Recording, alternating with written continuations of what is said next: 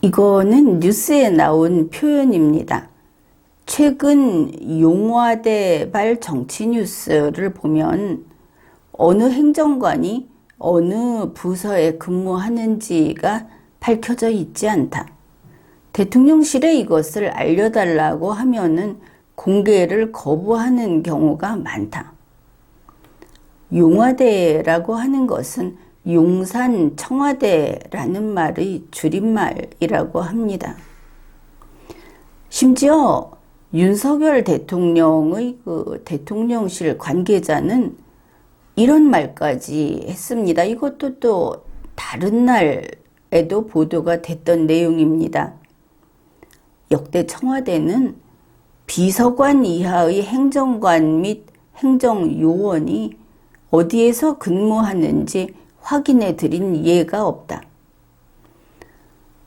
그것을 홈페이지에 올려놓지 않는다 하더라도 알기를 원하면 언론사에서 문의를 하든지 국민이 알기를 원하면 공개해야만 하는 의무가 있다는 것을 무시하고 하는 답변이죠. 그리고 이것은 사실이 아니라고 합니다. 보도된 바에 따르면 이명박 대통령 당시에도 그 청와대에는 내부 정보에 있어서 아주 그 보안이 철저했다고 합니다. 지금 윤석열 대통령의 대통령실에서 우리는 보안을 철저히 지킨다는 말을 하면서 이렇게 알려줄 수 없다고 하니까, 그런데 이명박 대통령 당시에도 청와대 보안이 이렇게 철저했지만 청와대 수석, 또 비서관, 행정관, 행정요원들 전원의 이름, 그리고 각자의 군의 전화번호가 담긴 자료를 대부분 출입기자들이 이걸 가지고 있었다. 당연한 것입니다. 그리고 이것이 국민에게 비공개되어야 할 정당성은 없습니다.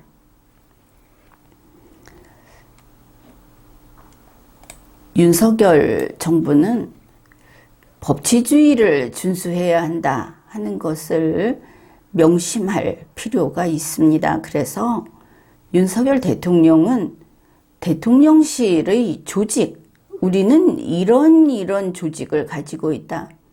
그러면 그 조직에서는 누가 책임자이고 그 밑에 실무 담당자는 누구이고 하는 이런 조직과 조직 구성원을 공개해야 합니다. 물론 그 전체의 각 업무별로 담당 직원도 공개해야 합니다. 제20대 대통령실이라고 하는 인터넷 홈페이지에 들어가 보면 대충 어떤 구성을 올려놓기는 했는데 그 조직을 클릭을 하게 되면 그 세부 정보가 전혀 들어있지 않습니다.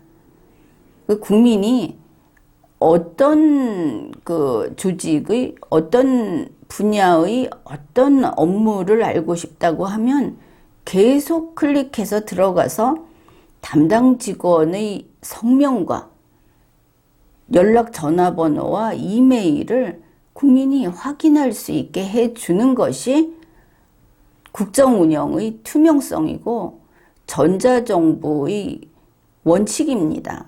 전자정부법이라는 것이 바로 국민에게 모든 것을 밝혀라. 매일 이것을 찍어서 조간신문에 뿌리라는 이야기가 아니고 찾아와서 두드리는 국민에게는 끝까지 결국은 공무원하고 딱 맞닥뜨릴 수 있도록 모든 것을 제공하라는 것이 전자정부법입니다. 정부 홈페이지에서는 각 담당자를 이렇게 공개하고 본인의 얼굴까지 국민이 찾아갈 수도 있고, 국민이 대통령이 있는 청사를 찾아가는 것은 공개된 일입니다. 이것은 금지되는 일이 아닌 겁니다. 지금 계속 무슨 보안을 이야기하는데 거기에 있는 행정직원하고 그렇게 차단을 한다면 이건 구중궁궐이 아니라 다른 별에 따로 가서 있는 것이죠. 따라서 각 담당자는 얼굴까지 완전히 공개를 해야 한다. 이것이 책임 행정의 기본입니다. 밀실 행정은 안 되는 겁니다. 행정공무원이란 무엇인가? 행정공무원과 국민은 서로 모르는 사이인 것이 당연하죠.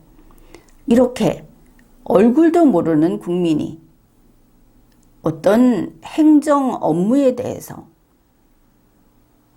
요구사항이 있다든지 알고 싶은 것이 있다든지 자기 관련 사항들이 되지 않겠습니까? 그러면 그 국민은 전화나 우편으로 또 지금 같을 경우에 이메일로 그 국민과 행정공무원이 직통이 가능해야 하는 겁니다. 그게 21세기입니다. 그게 된다 하는 것이 21세기인 겁니다. 일반 국민들이 생각할 때 검찰청은 굉장히 폐쇄적이고 고압적일 거라고 생각을 할 수 있습니다. 그런데 검찰청 홈페이지에 가면 검사의 이름 석자, 검사의 성명이 나와 있고 몇 층 몇 호에 있는지 그리고 그 전화번호 다 공개합니다. 국민이 자기가 그 업무를 볼 필요가 있을 때는 홈페이지에서 이렇게 직통이 가능한 겁니다. 밀실 행정을 하면은 어떤 일이 생기는가? 정보의 독점, 정보의 불균등 현상이 생깁니다. 비선이 활개치게 되는 겁니다. 정보를 더 가지고 있는 비선이 대통령 비스무리한 행동을 해도 막을 길이 없어집니다.